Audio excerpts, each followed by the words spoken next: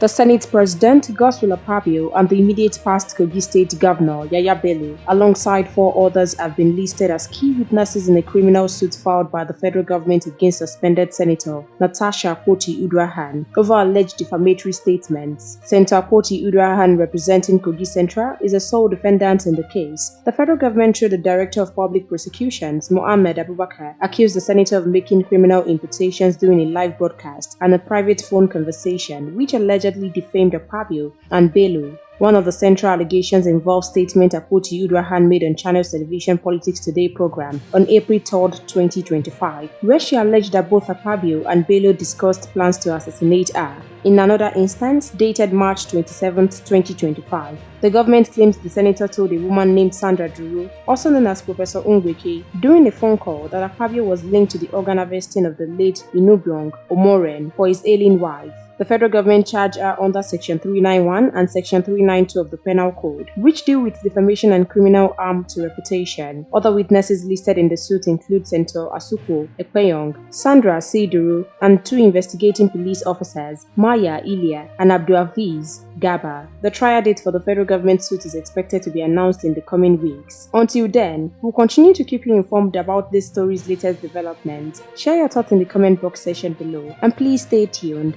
to Naija News TV.